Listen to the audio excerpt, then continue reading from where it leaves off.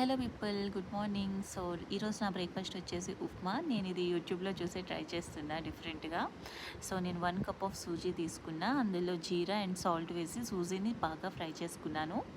So once fry చేసుకున్నాక ఒక కడాయిలో ఆయిల్ వేసుకొని 1 స్పూన్ ఆఫ్ ఆవాలు, 2 స్పూన్స్ ఆఫ్ మినపప్పు అండ్ శనగపప్పు యాడ్ చేసుకొని బాగా ఫ్రై చేసుకోవాలి. ఈ తాలింపు బాగా ఫ్రై అయితేనే ఉప్మా చాలా టేస్టీగా వస్తుంది. సో వన్స్ బాగా ఫ్రై అయ్యాక క్యాషూ నట్స్ అండ్ 2 రెమ్మల కరివేపాకు వేసుకున్నాను.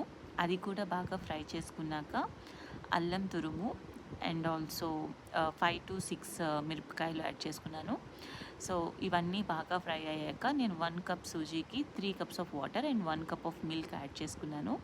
ఇది బాగా మరిగించాలి. సో టేస్ట్ అనేది వాటర్లోకి బాగా వెళ్తుంది. తర్వాత మనం ఫ్రై చేసి పెట్టుకున్న సూజీని యాడ్ చేసి బాగా కలుపుకోవాలి ఉండలు లేకుండా.